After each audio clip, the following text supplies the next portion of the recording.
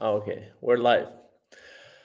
Welcome, everybody, for another webinar from the series of getting into the playbooks of sales leaders. Today, we have a special guest, Rehman, Rehman Abdur, ex-MessageBird sales leader. I'm quite enthusiastic about the session. And together with me, there is also Bart Omlo, who cooperates with us as an advisor in SalesDoc and also head of sales in Consia. Guys, how are you today?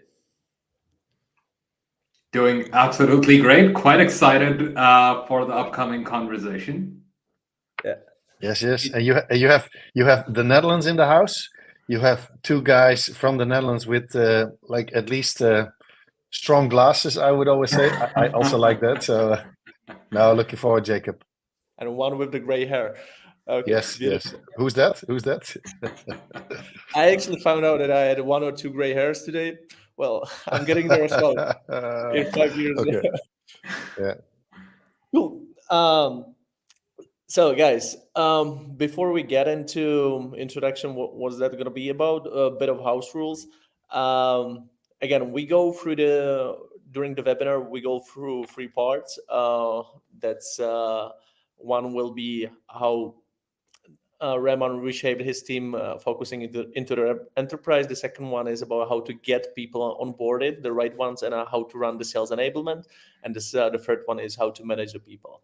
What is the story here and why we got Rehman here? I got so impressed when I spoke with him 2 months ago, and I said we need this guy to speak on our webinar or eventually on our event. Unfortunately, he's going to be in Asia at that time, so he wouldn't be able.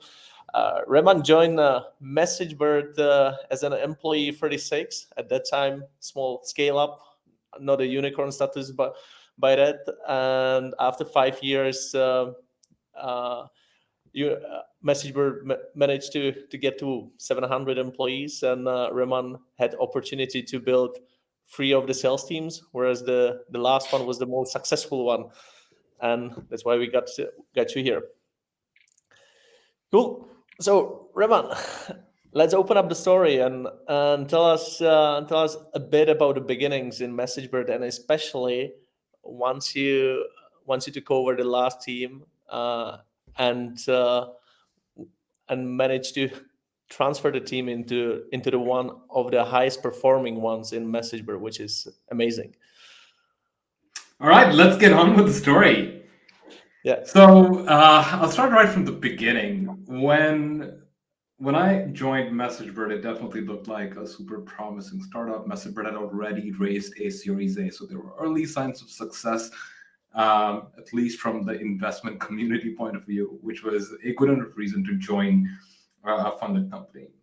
Soon after joining, I recognized that much of the processes did not exist.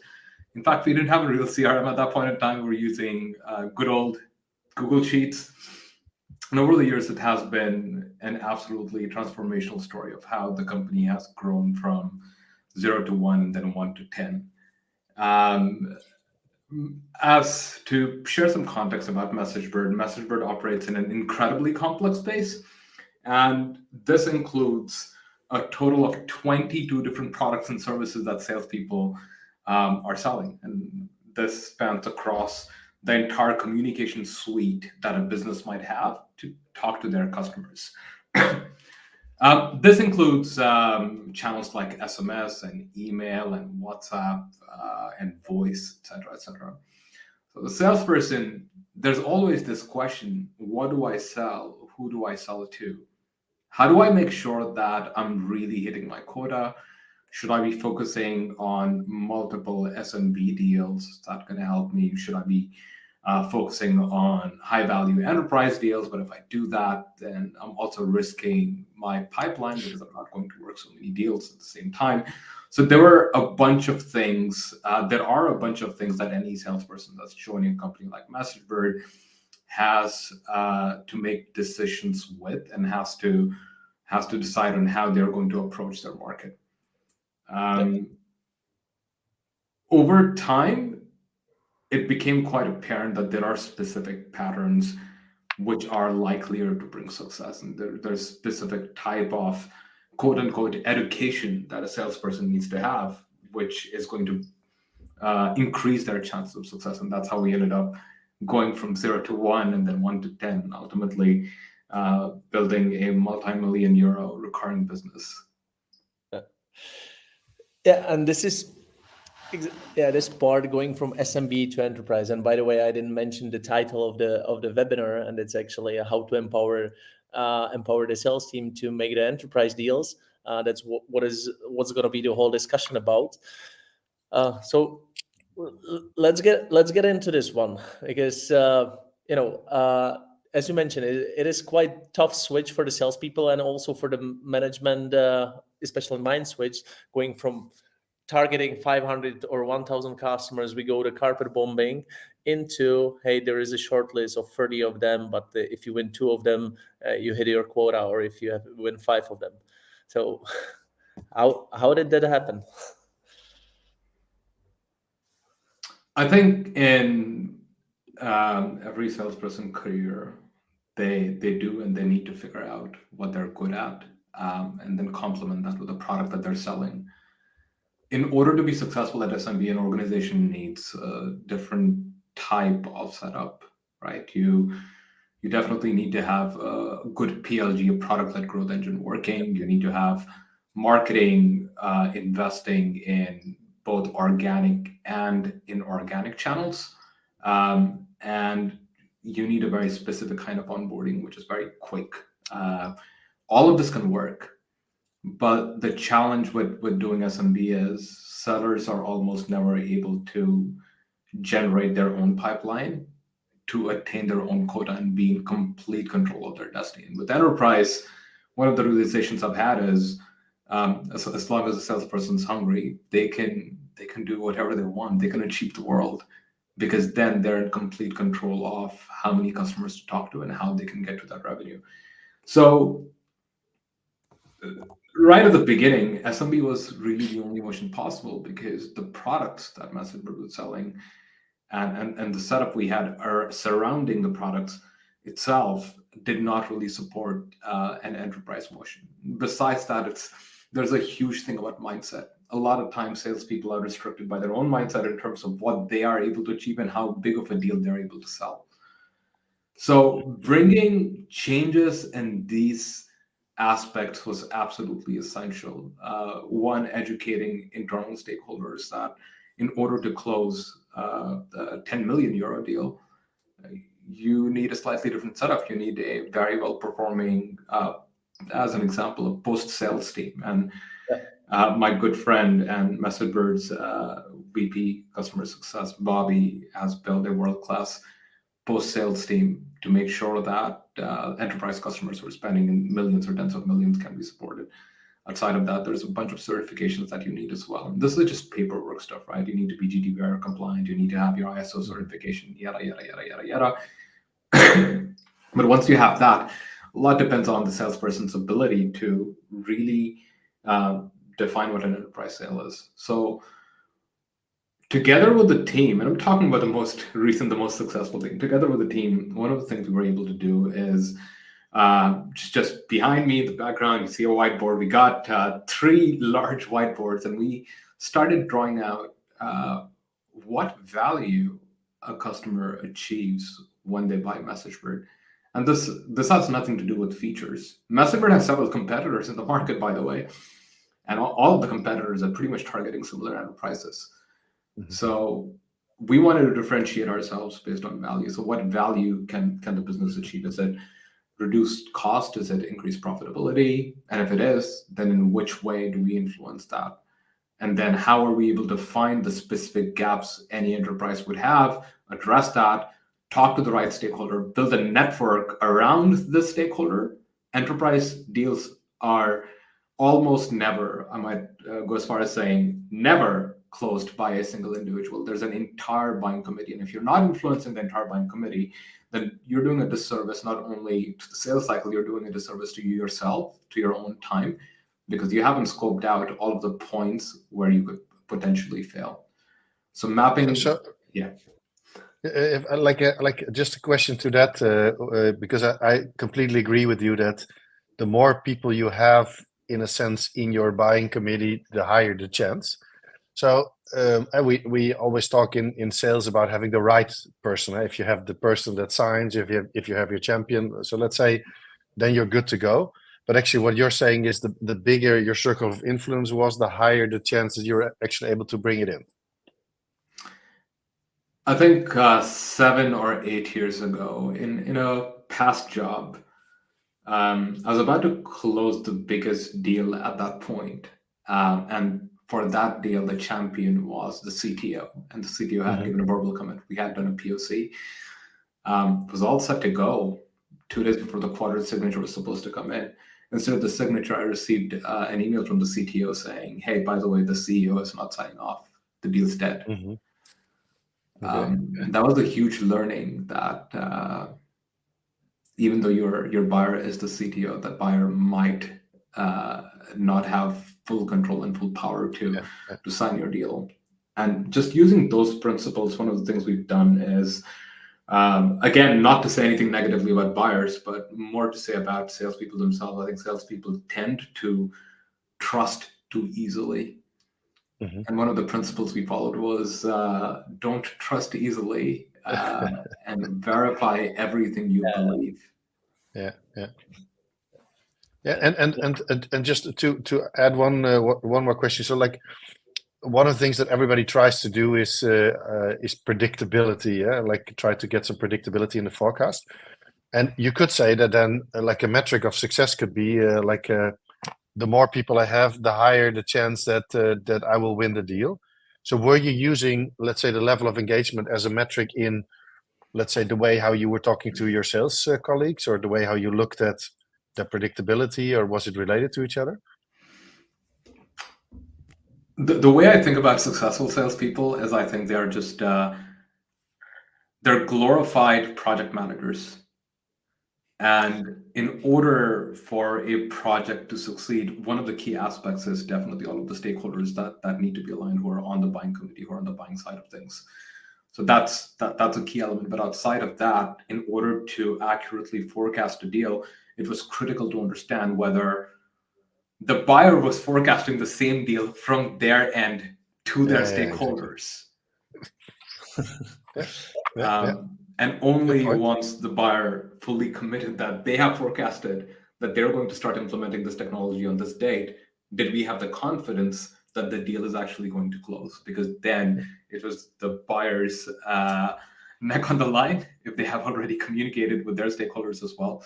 I think it's very important to have that balance between the buyer side and the seller side, both when it comes to all of the stakeholders who are involved, all of the milestones that need to be hit, the value that is going to be created, the way value is going to be measured before the sale has happened, all of the different steps, which include either a demo or a proof of concept or showing specific metrics. And after a sale has been completed, the metrics which need to be shown in a 3-month, 6-month, 12-month timeline.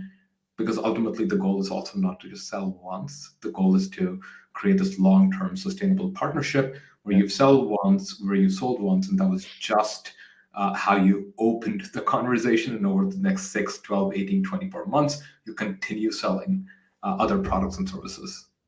Yeah, absolutely. And this is a huge mind shift, like from going from SMB to enterprise, that the game is totally different. You have to be professional at every step you do, because there you have like 12, 15 interaction with the customer. And if you do incorrect, wrong demo, or if you have a wrong pre-sale on the meeting, you don't impress them, you can lose the deal. And I actually really like it. Say it's not just about sales. That you had to change a bit the whole organization, because very often it is company founders or companies think, hey, I get this stellar salesperson and it'll make miracles. But I always say the salesperson is only the one who drives the Formula One, but he still needs the whole team. There has to be company strategy. There has to be somebody. You have to have astonishing pre-sale. You have to have the product which fits the market where you go after. You have to have the after sale. the That's a customers. fantastic analogy, and I think I'm going to use that analogy in the future as well. Indeed, the salesperson is just the driver in the Formula One car, but the entire organization needs to support. Another thing which is quite important is not every salesperson, no matter their level of hunger, eagerness, energy, recognizes the amount of preparation and effort needed in each and every step. So it's very important as a sales leader to create an environment where preparation becomes key. You measure them a hell of a lot more based on preparation and a lot less on execution. Because once they get into the habit of preparing for each and every step in a structured way, they might lose 20, 30% of the deals, but they are becoming a better salesperson, and that's going to help them close more deals in the longer term. And how did you do it? Did they have to go to you? Did you have to sign off on every document that they prepared, or how did you get to that point? That's a great question, Bart. That is something, to be fully frank, that is something I struggled with. And just going in the background of things as well, the first team I built was not successful by any means. The second was mediocre, and the third was wildly successful. And this question kept coming back. How do you build an environment which creates that level of success? One way is definitely for the sales manager, for the sales leader to become the single point of contact. But that model also assumes that the smartest person in the room is the sales leader. Yeah, exactly. Yeah. Which I personally don't think should be the case. Also, sales managers, sales leaders, they have a life. They can't be there for each and every deal, for each and every step, especially given team size and complexity of deals. They tend to miss things as well. So instead of having myself as the de facto bottleneck for everything that happens in the sales team, there are a couple of things we did which really helped shape the culture of the team as well and created several successful sellers. One which really helped us was structured onboarding, and this onboarding was a 16-week program during which sellers were responsible for, one, writing about the topic that they're presenting, and then presenting about the topic. Now, talking about writing a little bit, we borrowed the concept of narratives from Amazon. The way Amazon works is instead of showing flashy decks, you write down all of your thoughts in a document, and then you have a bunch of people feedbacking those, because then your presentation skills mean absolutely nothing. It's your way of, your clarity of thought that people is giving feedback on.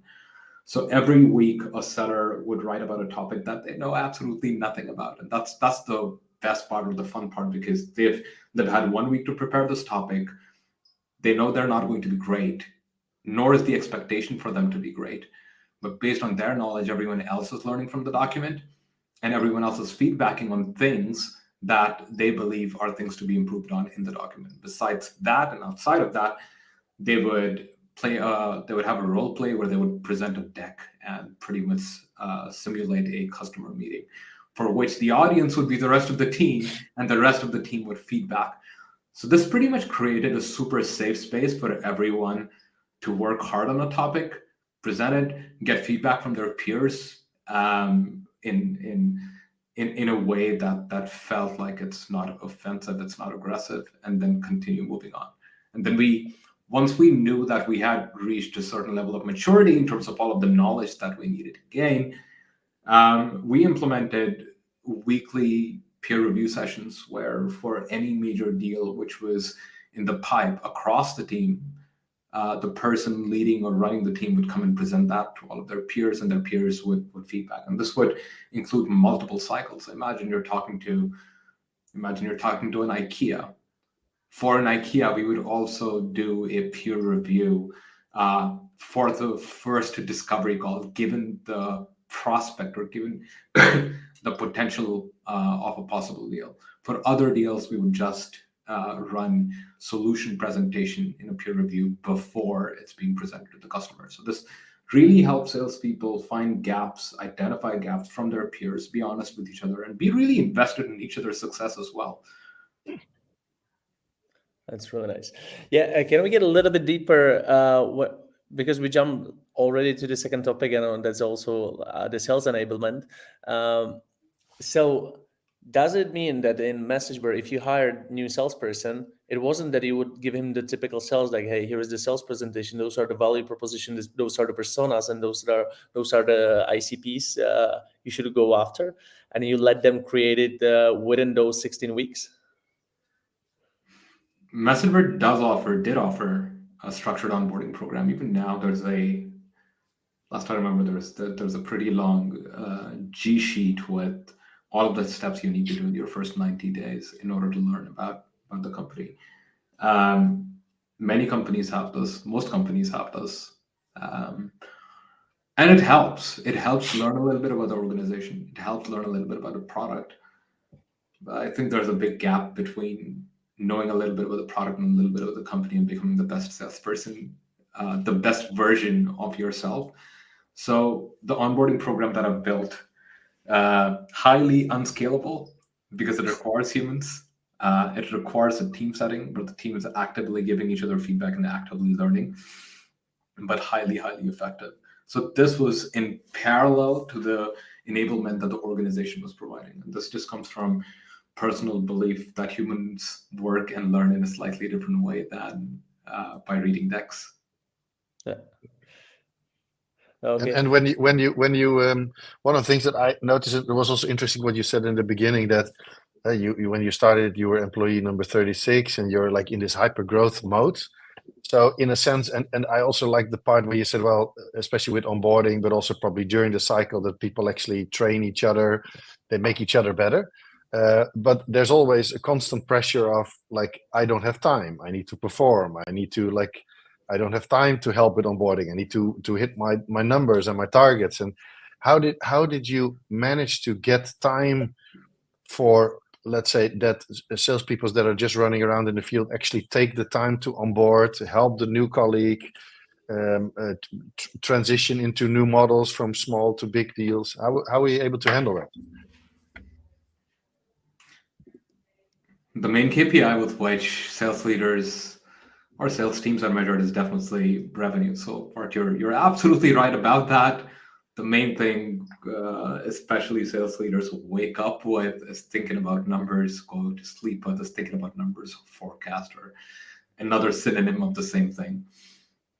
One thing we focused on a lot right from the beginning was team values. Who are we as a team? What do we stand for? And what are the things that matter to us?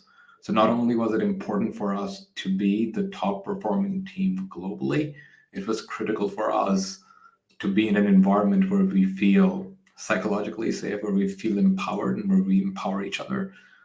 And these are the values. Every quarter we would meet. So the team I was running is a completely remote team, which means we don't get to see each other as often as we'd like to, but we were meeting every quarter. And every quarter we would reflect on our values. Who are we and what do we believe in? And this exercise in itself, and it was not much, it was probably a 1-2 hour exercise. This exercise in itself kept everyone grounded to what our real mission is, what our real vision is, and why we're doing the things we're doing. Everyone knew at any point in time, deals are the most important thing. Deals are what moves the needle. But at the same time, ultimately, when people like myself or anyone else leaves the organization, we're not going to remember each other by the number of deals we've closed. It's going to be how we interacted with each other and how we supported each other to become the best version of ourselves. Yeah. And this is the message which kept on being repeated, not only by me, but in my absence, by everyone else between each other as well. This one actually, what most of the sales leaders would like to build, or say that they've built it actually, that the people coach other people, you have the peer coaching within the culture, everybody's open for the feedback. But usually it's not that much of true at the end of the day. Is there anything you can share on it, like the way how you were building this culture in the organization? Absolutely, and you're right about this. I've been fortunate or unfortunate enough in the past to work with people who I could only describe in a gentle way as assholes. And right with the founding of this team, we've had a strict no assholes policy. Yeah. And I like this one, by the way, very much. we took it quite seriously. We took it, I want to say we took it to the next level. It's not only about not being an assholes, but being kind, smart, intelligent at all times. The one-on-ones we've had within the team, these are the things that we've also focused on and discussed, which is what is the next thing you want to do? How do you want to get to the next level? And what does that mean? Now, while someone might say, hey, the only next thing I want to do is I'm at 300% now and I want to get to 500% attainment, the question is also how you get there. And the answer has always been the same for absolutely everyone, especially within enterprise sales. You can't get there alone. You need your team to get there with you. Yeah. And the only way you can get there with your team is if you play nice with your team. And if you're contributing to their growth, then ensuring they're contributing to yours. Nice. So you would say that like the culture that you created was like we do it together, like in a sense your success is my success. Did it also mean that you even on the commission side were like connecting, let's say, regions to each other, like, or have a team effort, a team goal target? The sales leader has it, but did the individuals also have something like that? Individual reps did not. They had their own targets, but we had one other thing that I found as a disconnection in several sales orgs is there's a lot of reliance. There's in fact over reliance on a sales rep's ability to close a deal. Sales reps alone almost never close a deal, especially in an enterprise deal. You need an ecosystem. You need your solution engineers to be there, and you need them to be at their top game. And the same thing applies to every other role, which is supporting the salesperson. So sales reps had their own personal incentives, but everyone else's incentives were tied around the success of the sales team. Yeah. I really like the one, as I said, with no asshole policy, because I have also experienced and saw that in many organizations, that if you have somebody who is just a little bit weird or a little bit doesn't fit into the team, it causes a lot of friction, and it also causes a lot of focus, which takes from you to handle all those situations and to try to clear them up. So this no asshole policy is a really good one. By the way, Absolutely agree with you on that. Listen, creating a good culture within a sales team, it's not just one or two factors. There are so many things which come into play when you think about that. And one of those things going bad can just rot the entire team. There are no good A players that would want to work in a team with B players. That just simply doesn't exist. So you need, your role as a sales leader is to make sure most or all of your players are A players. Most or all of them are great individuals, and definitely no assholes, because the thing about A players is they can find jobs before you can find a replacement. So you need to make sure that you treat them in a way that they always feel like they're valued. Many a time sales leaders tend to forget that the job is to serve the team. It's service. So they were also part of the hiring, Rehman? Did they also do the Yes. hiring? Yes. Each hire had to be approved by the entire team. Yeah, cool. And this one I wanted to ask you about, because recently I spoke with like many successful leaders, and you're one of them when it comes to the sales. And what I got out of that is, like, if you get the right team in place, half job is done. Then how to take care of the team and how to enable the team.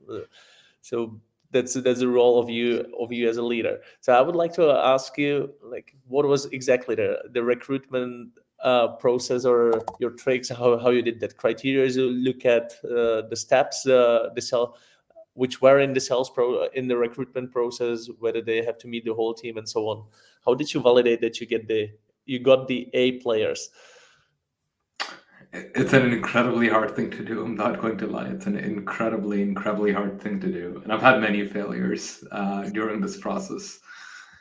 But the best framework I've found to make this work is an initial chat for me to scope out whether the candidate is excited about the opportunity. It's the right company for them. And this round is only about the candidate. Do they feel that they could be successful? If yes, why? And if no, why? Once I was confident that the candidate themselves are sure about the opportunity, or if they needed a nudge, I'd give them a nudge to be more confident about the opportunity. That's when the real process would start. I'd try to find out what their intrinsic motivation is. I'd have one of my peers interview them to find whether they're a good fit purely from a sales perspective. And this is just finding out what they had done in the past. Again, the goal is not to hire someone who had already closed millions and millions in pipeline, but the goal is to find someone who has the potential to close millions and millions in pipeline. These are two very different people. So have they shown that in the past, and can they become the person to close millions and millions in pipeline? So that would be follow-up question. If there was something how you could spot the potential, some triggers you looked at. A lot of it is to do with personal motivation, hustle, personal experiences, how they've dealt with challenges in their lives. A simple question to ask would be, what is the biggest challenge you've had in the last 24 months? How did you overcome it? How did you think about it? Why did you overcome it? What was your motivation? Where do you? I don't believe in the where do you see yourself 5 years from now, but what's your immediate goal? Do you want to make a lot of money? Do you just want to be successful? Why are you doing what you're doing? I think that question itself gives a lot of insight into a person. It does. That's a really nice one. Raman, we have some questions from the audience. Let's at least pick one that is a bit related to what you said at the beginning, that growth path. And this is the methodology. I was actually referring to a question that Daniel put in, and Daniel works at a startup, and he actually says, like, okay, when there's still a little bit credibility behind the company when you sell it in, obviously when you're known in the market, especially when you move towards those enterprise deals, if you have enterprise clients, it's much easier to sell to enterprise clients. But you started with small deals and SMBs, and you wanted to transition to those larger accounts. So how did you actually create that credibility in the market? And what would be your advice for like startups that want to make the same transition here? I absolutely agree. It is quite hard to break into the enterprise space once you're fully focused on SMB. In fact, perhaps the market sees you as someone who's just doing SMB and maybe you're not ready for enterprise. Yeah. So that's a difficult transition to make, and I completely empathize with that.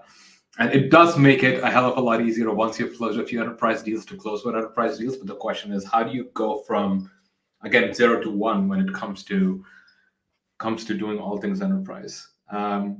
The answer to this question and the answer to how do you close a lot of enterprise deals, even when you have started closing enterprise deals, is the same, which is credibility is established based on the salesperson's ability to truly understand and articulate the customer's problem, not talking about features, product features anyone can talk about. And this is the main thing that salespeople get enabled on.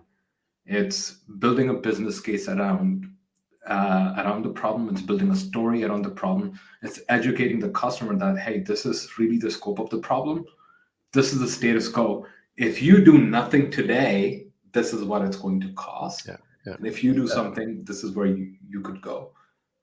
And I think as buyers, not only of enterprise software, but buyers of absolutely anything, even if you're buying something off of Amazon today, you're thinking, if I don't have that, what's my challenge? So it's just having that storyline and helping your buyer become more familiar with the challenge so they can talk to more people internally, socialize the idea back on the table.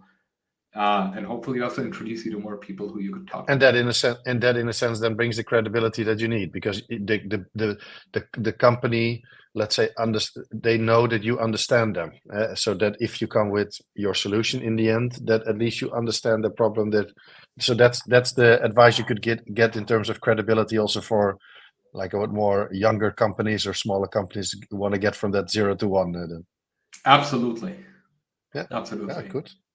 Well, I think this one we can use also as a follow-up on that Steven's question, because we open up. It has to be about great discovering the pain point, and discovering the value you can bring to the customer. So, what was the methodology you used internally for you to enable the team to close the deals? To be fully frank, we were super late in implementing medpic. I personally have been trained on a bunch of methodologies, from standard to challenger sale to medpic, but and that's before my time at MessageBird.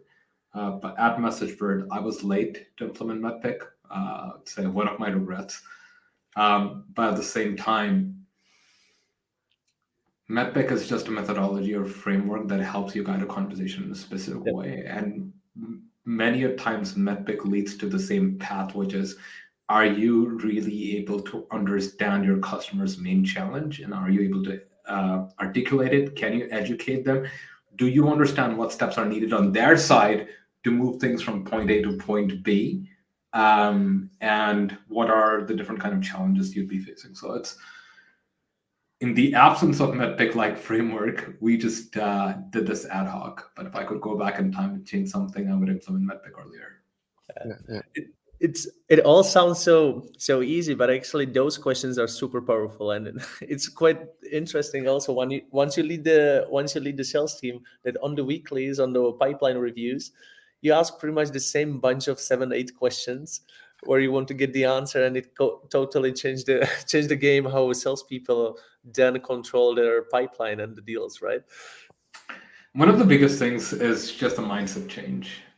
The reason medpic exists, the reason any of these frameworks exist, is only to help a salesperson reflect better on their deals and think better about their deals. Once they start thinking better about their deals, their execution changes.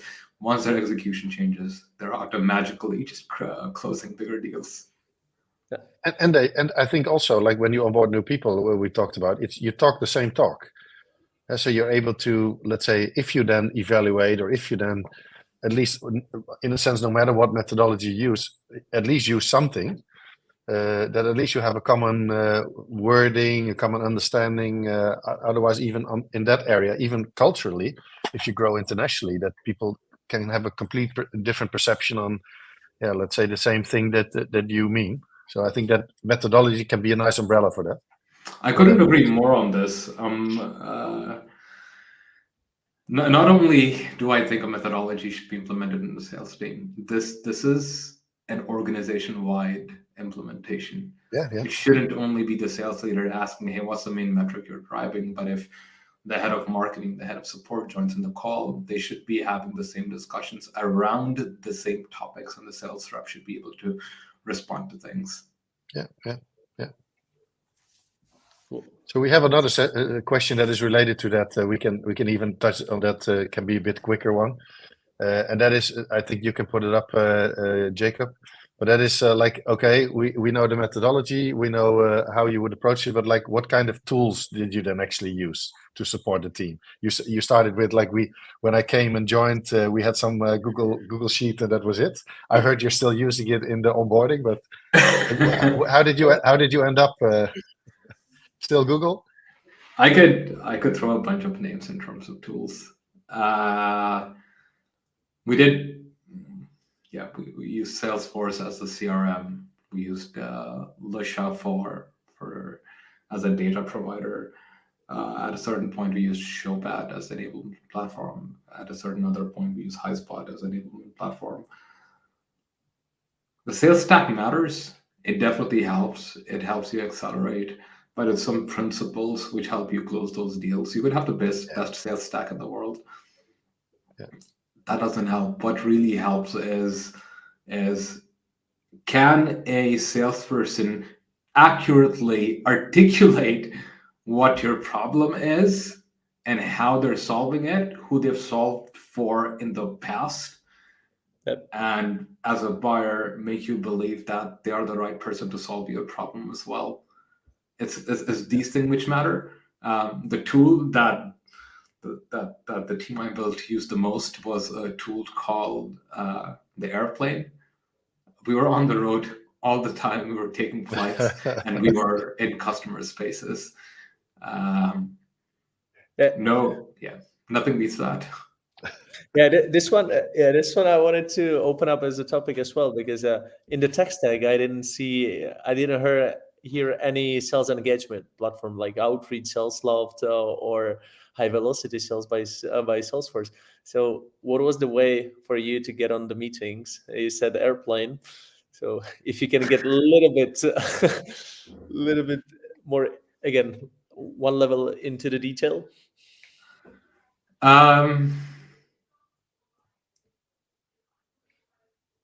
I think once you've established a certain level of credibility, and you could do that by solving someone's problem, once you've established a certain level of credibility, it is very, very easy to first understand your own strengths. Know that you can identify that specific problem and you have the ability to solve that problem. Once you know that about yourself as a salesperson, you can start with the deals you've already closed, ask them for introductions. You have a 30-minute call, only have a 25-minute agenda. In the last 5 minutes, always ask, hey, who else should I be talking to? Who else should I be solving this problem for? And you'd be surprised how many answers you get. When you go to events, I've seen a lot of salespeople going to industry events, and they'd stand at their booth, they'd wait for leads to come in. We did quite the opposite. We were barely ever at our booth. Sometimes people would just come and see that there's almost no one in the booth. But we'd go around over the entire exhibition hall and have conversations with absolutely everyone and ask them if they're facing the same problem. And if yes, how can we solve for that problem? Our messaging was quite crisp. We're using LinkedIn, we're using email, we're cold calling.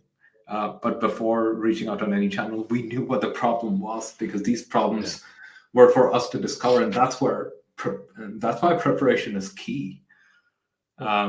You could get on a cold call with someone and say, hey, I have this product and it has these 3 features, buy. Or you could just say, hey, I just noticed on your website, this thing's broken. It's costing you about this amount of money every month. Should we talk about this? Is this interesting? That's a whole different conversation. Cool. And so when we spoke the last time, the main prospecting strategy were the food of the salespeople as well, right? That you were using if you have no pipeline, go to that country, message everybody, I'm in your city. How about seeing each other? That always works. That's how we ended up building several markets.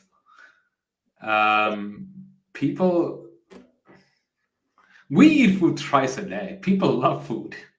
Yeah. If someone's inviting you over to a nice restaurant and you have nothing planned for the evening, and the person reaching out to you is, nice enough, I think most people would just take the risk to be like, you know what, it's a free dinner. How bad could it possibly go? And in that dinner, if you're able to add tremendous amount of value, that could really lead to something. So yes, we've done many of those meetings where we would reach out and say, hey, by the way, happen to be in your city, would love to meet you, seen a couple of problems that I want to talk to you about, even if we don't talk about them. Would love to take you out for dinner. Yeah. And people love eating. Absolutely. But I would also assume that when you go more upmarket, that the sales cycle is longer. So did you see it more as like the door opener, or was it more like the closing dinner, or was it both? Or we did travels and dinners for absolutely everything. Door openers, deal expansion, reducing time to close. That significantly helped, especially if once you've established some level of credibility with a couple of stakeholders and you want the rest of the team to get on board as well, you would go and you would have a namesake placeholder presentation at their office, which will last 30, 45 minutes. It'll go the way it goes. I honestly don't believe anyone made a buying decision based on those meetings. But after that, we'd take them out for dinner and we'd have honest conversations about where where the world is from their perspective, what their competition is doing, and why they are successful in certain areas, and this company is not successful in those areas. And really what needs to happen to bridge that gap. Again, one of the things I'd like to repeat is we're not talking about product features at any point in time. Product features we'll probably talk about in demos and stuff. Yeah. But we're talking about what's the impact of this pain for you, and what happens if this pain is solved, and how do you feel about even having this pain? And these conversations would repeat. The thing about discovery is also discovery needs to happen at every stage of the sales cycle. You're about to sign a contract, you're still doing discovery. Yeah. And one of the best ways to do it is do it over dinner. People talk, Yeah, that's true.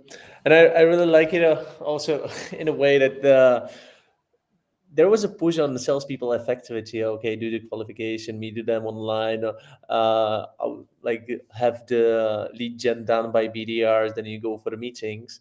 Whereas the success of the team, as I see it also in the MessageBird which you built, was there's no BDRs for you. So you have to self-source your pipeline. You have to get to the market, and you do that in the old-fashioned way. Your face has to be visible on the market, so you have to be on the conferences. You have to be at the meeting rooms at the restaurants with the customers. Whereas competition have the BDRs calling to your customers. So that's an easy way how to outcompete the competition. The thing is, salespeople are not cheap hires. Salespeople are expensive to hire. When you're hiring someone expensive, it comes with a package. Most salespeople I've met, they have great personalities and stuff. And I don't think these personalities could be expressed, shared via video call. Yeah. And if these people are face to face, that makes all of the difference. Yeah. Sorry, we still have to do it remote, Rahman. Even in the Netherlands. But we talked a bit about, let's say, the growth path. We talked a bit about, let's say, the hiring and onboarding. But let's also talk a bit about the less nicer part when it doesn't work so well. So when would you typically fire somebody? And we always talk about hiring and firing. What was for you like the trigger to actually say, well, this person doesn't fit the team, doesn't perform, or what was for you the main criteria there, or the main trigger? My intrinsic belief about software sales is that almost anyone with the right amount of effort, energy, dedication, and right execution can become successful at software sales. So as a salesperson, once you have personally decided that you're going to be super successful, in my mind, you are going to be super successful. So the reasons to let go of people were, the top reason has been if they were not playing nice with the team, the entire no asphalts policy. Yeah. And at that point in time, performance doesn't matter. It could be the top performer, you could be the worst performer. Surprisingly, top performers were always great people. So that worked out well. But outside of that, lack of performance, I think, is a result of lack of engagement. Yeah.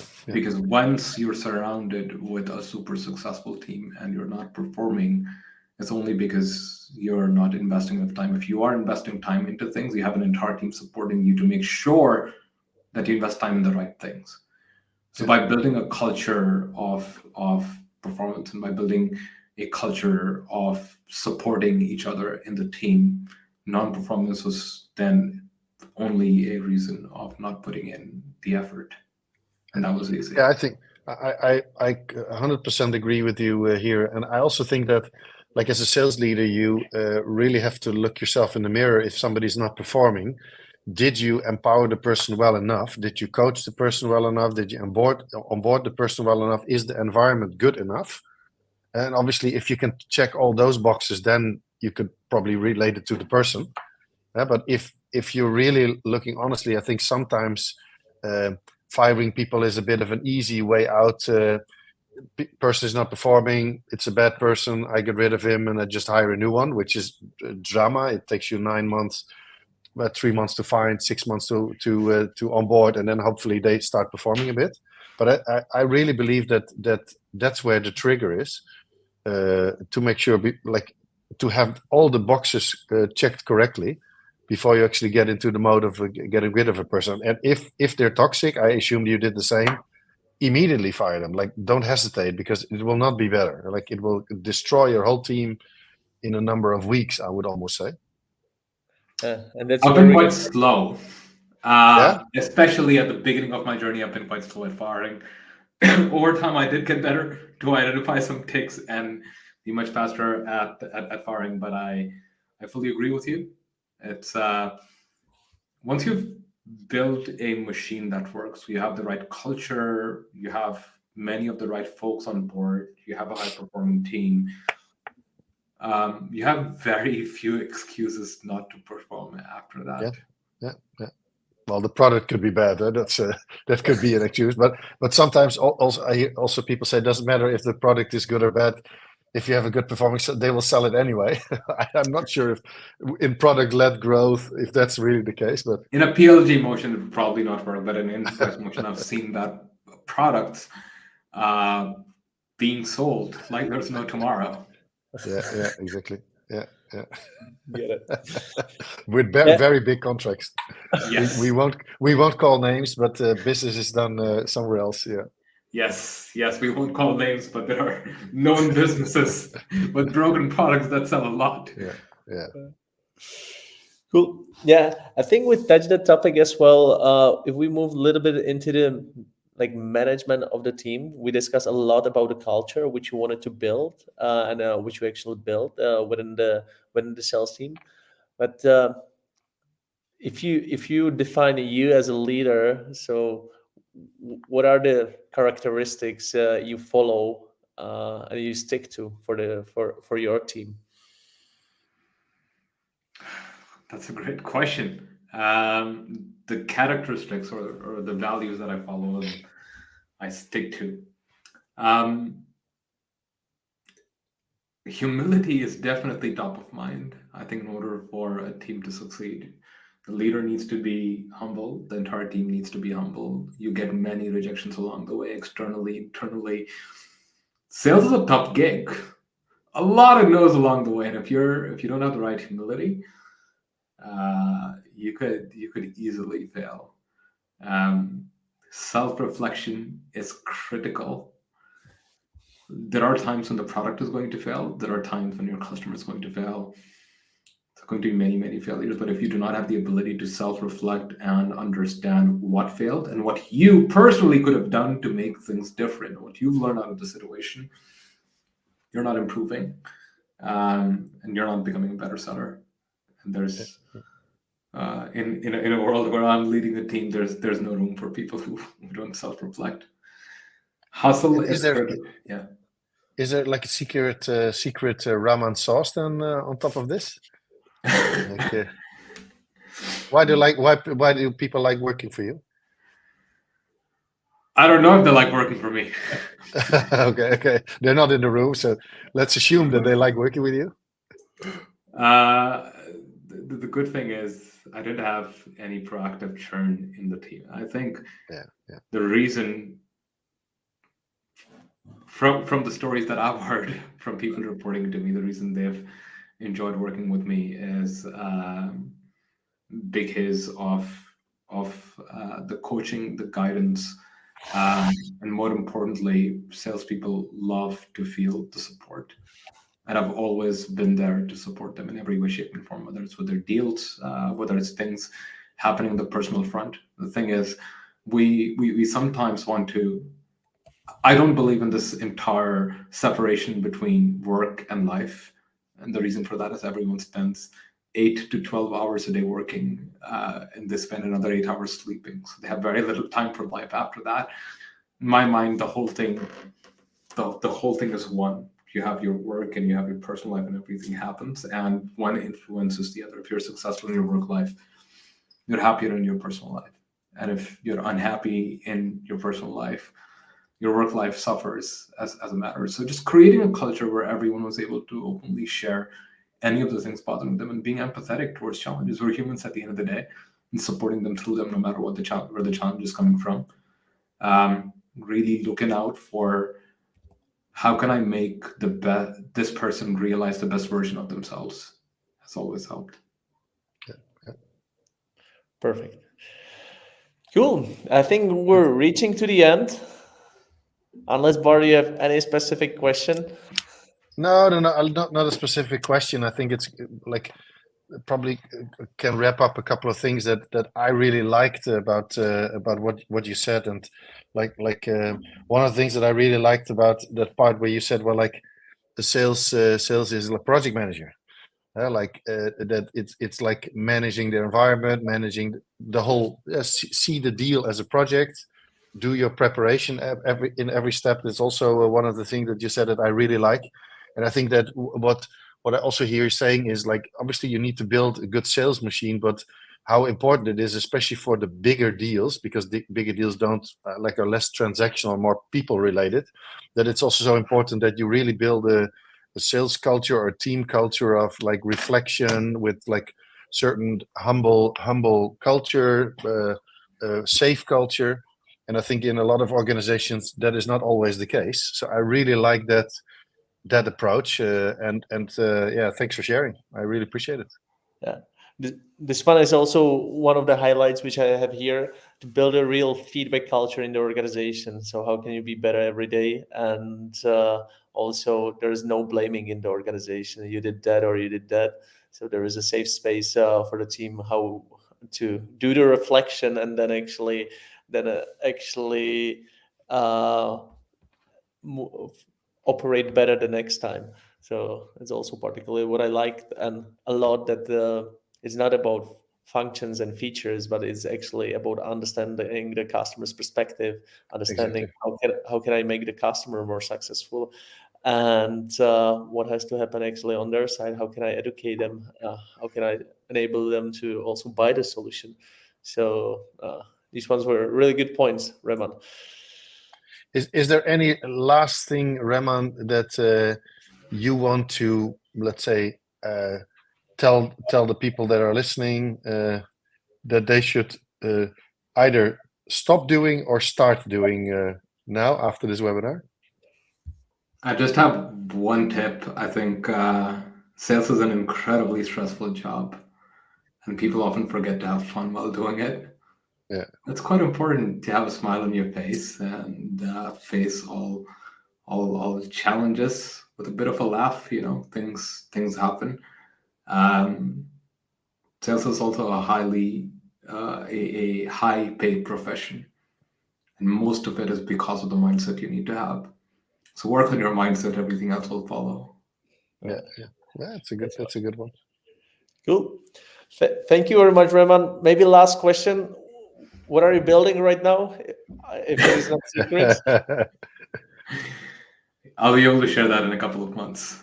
Okay, so it's in the stealth mode yet, still. Yes, yes, Okay, indeed. get it. Cool. We're looking forward. Looking forward for that. Thank you to all the listeners who stayed with us and were during this webinar. By the way, we're gonna have an offline event in Amsterdam on 15th of October, where we're gonna November 15 November. Sorry, 15 of November. I have it written there. I don't know why I said October. So don't come in October, 15th of November. we'll send you the invitations. And again, the concept is going to be same, or a little bit different. The goal is going to be the same. We'll have successful sales leaders sharing their playbooks. The form we'll have free TED Talks where the leader would present the topic they selected, and then 25 minutes Q&A for the leader. And then afterwards, for sure, networking. Cool. Thank you, everybody, and have a great day. Have a great day, Thanks everyone. so much.